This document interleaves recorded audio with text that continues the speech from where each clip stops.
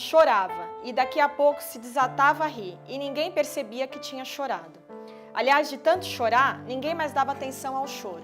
Já não comovia, não impressionava. Era hábito adquirido. Quem não sabia se encantava. E foi assim que Glória conheceu João, seu marido, alma de pássaro em corpo bruto. João não sabia sequer sorrir e muito menos chorar. Mal falava. Era homem do trabalho, daqueles que querem construir família.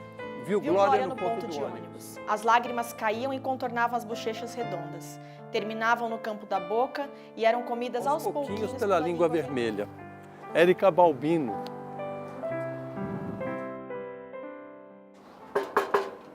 Aqui. Obrigado. Oi, Érica. Tudo bem? Bacana. Bom te ver. Oi. Tudo bom? Você tá quente. Eu tô quente da rua, né? Eu pensei a gente fazer aqui nessa sala. O que você acha? Vamos. Acho que é boa. Não sei, tem uma luz, acho que ajuda.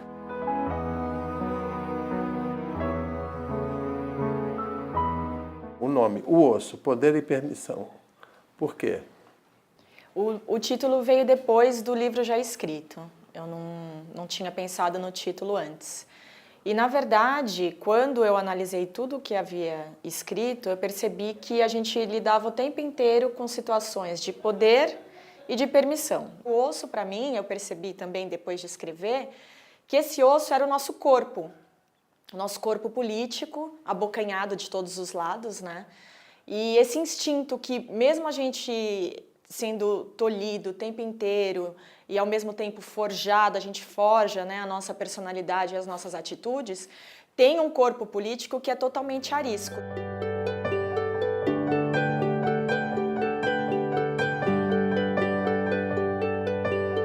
E eu fazia um caminho de metrô que era Praça da Árvore até Brigadeiro Luiz Antônio.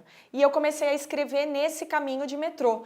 Tanto que os capítulos, você vai ver que todo e qualquer capítulo desse livro você lê entre a Praça da Árvore e a Brigadeiro Luiz Antônio, você acabou um capítulo. São histórias curtas. Algumas você vai reencontrá-las ao longo do texto. Outras, elas acabam ali, né? Tanto que tem um personagem que ele morre no meio do livro, e até agora, depois de 2 semanas de lançamento, o retorno que eu mais tenho é: mas por que ele morre? Ele é o personagem, um dos mais interessantes do livro, né? Então, são essas histórias curtas. São pessoas que, às vezes, vocês sabem bem, porque vocês circulam em todos os ambientes da sociedade, são pessoas que, às vezes, a gente encontra muito rapidamente e que nos marcam. Você não tem muito mais o que escrever dessa pessoa, a não ser aquele instante que você vivenciou aquele momento com ela. E é esse capítulo. Esse capítulo é o momento que eu vivi aquilo com aquela pessoa e eu não tive mais notícia, eu perdi o contato, sumiu, ou foi só dentro de um vagão de metrô que aquilo aconteceu.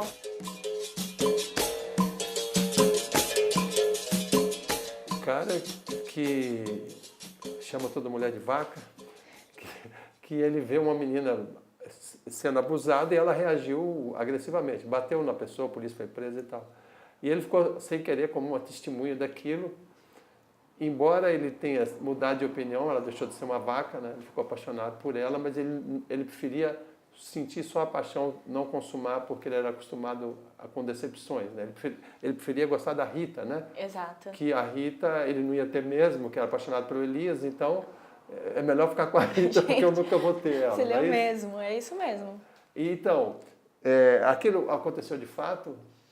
É engraçado, ó, eu escrevi em 2006. Olha como as redes sociais denunciam o assédio a mulheres em transporte público hoje. Né? Nesse sentido que o meu editor falou, não mudou, né? Só ficou mais evidente. Então, sim, eu vi, durante eu pegar o transporte público, mulheres sendo assediadas. Algumas muito constrangidas, eu mesma já passei por isso. E outras que em determinado momento reagem, né? Dão porrada. Quem é que dão uma porrada, e essa porrada, hoje eu acho que não, mas naquela época ficava todo mundo extremamente assustado e ninguém tomava partido dela. Esse personagem se dirigia à mulher como vaca. Essa vaca, essa vaca, essa vaca. A gente viu e tem percebido mais, mas há 1 ano e meio atrás, pessoas de partidos opostos invariavelmente estavam se dirigindo a mulheres que tinham uma representatividade política ou que estavam se posicionando diante de uma situação como vaca. Aquela pessoa, ela tem uma atuação nele de alguma forma que o incomoda e que ele sabe que vai sair da zona comum. Eu realmente acho que algumas pessoas que se posicionam dessa forma tão forte, tão ácida em cima de algumas pessoas, de algum momento aquela pessoa, ele sabe que ela tem razão e que aquilo interfere na vida dele. Ela é uma ameaça. Né? Exato, é uma ameaça à zona de conforto.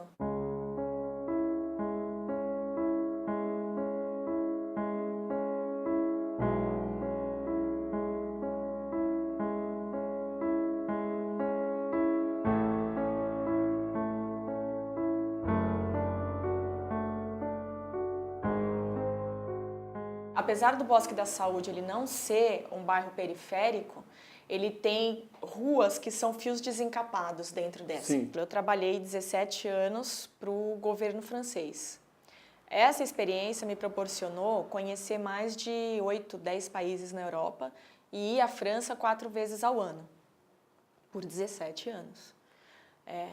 Então é um outro universo. E eu tinha que viver nesse universo de eventos, de aprender um outro idioma, etiqueta e de me relacionar. Ao mesmo tempo, eu era do Bosque da Saúde e eu estava fazendo capoeira. Então, no meio dessas conversas, eu falava de capoeira. Então, de uma certa forma, eu ia infiltrando e falando de um outro universo para pessoas que não obrigatoriamente viviam esse universo. Então, eu estava indo viajar para a França, mas daqui até lá eu pegava as peruas, né? Eu levava a minha marmita. Então, esse universo, ele sempre aquela coisa de assim, não perde o chão, não lembra muito bem de onde você é. Alguns amigos meus que já morreram, que estudaram comigo, que tomaram outro caminho na vida deles, eu nunca tive problema, bem pelo contrário. Quando eu os encontrava, eles falavam, pô, que orgulho de você, trabalha para francês, fala outro idioma, que orgulho, que orgulho. Sempre foi assim, que orgulho. O paulistano é nordestino, é baiano, é caboclo, é caiçara e é caipira. Jamais será maneiro. Racionais é racionais, o resto é tutti-frutti. Você disse que alguns amigos seus morreram, amigos de infância, cresceram com você. Por quê? Eles morreram porque entraram para o crime, né? A gente estudou no Princesa Isabel até os 15 anos, no período da tarde, né? Então, quando a gente saía do Princesa Isabel, que era até a 8ª série, a gente ia para o Conde. É um caminho natural, que são colégios lado a lado. A grande maioria de quem estudava no Princesa Isabel, quando ia para o Conde, já ia em período noturno, porque aos 15 anos aí já tinha que começar a trabalhar. E a informação era outra, os recursos eram outros, né? As perspectivas eram outras. Eu tive colegas que tomaram outros rumos, que davam mais segurança, eles se sentiam com mais poder, com mais autonomia. Eu não sei o que os levou para isso. O que me entristece nós tivemos as mesmas oportunidades e a partir de um momento marcante, isso se pulverizou e a gente não teve os mesmos caminhos.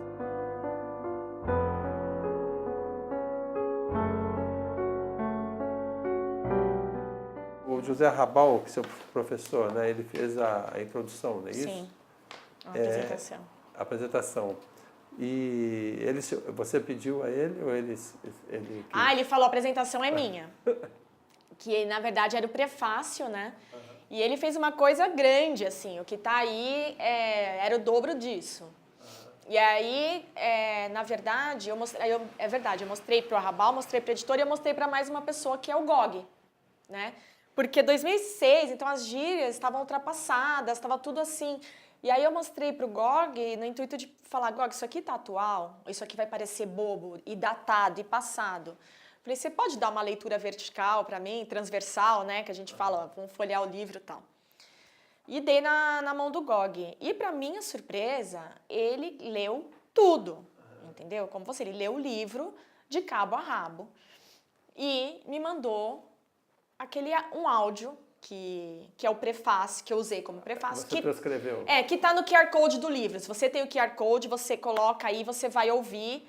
Seu livro, O O Osso, Poder e Permissão leva moradores e admiradores a conhecer um pouco mais sobre as gambiarras do cotidiano das comunidades periféricas da zona sul da capital paulista. E quando eu ouvi aquilo, né, ele falando que eram histórias deles nas minhas histórias, né, e ele falando o nome dos personagens, a Rita, o pão com manteiga, o osso, tem que engolir o choro para viver na pobreza, quer dizer, frases do livro, eu falei, ele leu tudo. E aí quando ele me mandou aquilo, né, eu falei, esse é o prefácio. A escritora nos transporta a nós mesmos, uma viagem para dentro de nós, das nossas currutelas, dos nossos desprazeres, da origem da nossa revolta.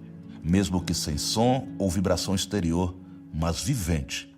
São histórias minhas nas histórias dela. Palavras de desordem. Quando você começou a escrever esse livro, você não tinha muito claro o que você queria com o livro. Não. E depois que você terminou, você teve claro o que você queria com esse livro? Acho que retratar pessoas e situações que eu vivi. Os nomes estão todos trocados, mas talvez se um dia esse livro cair na mão dessas pessoas, talvez elas saibam que a história delas está aí e que elas vão se reconhecer e que mesmo elas não sabendo, elas fizeram diferença para alguém, que foi para mim. Um romance com histórias e nomes reais, por mais que a autora afirme o contrário.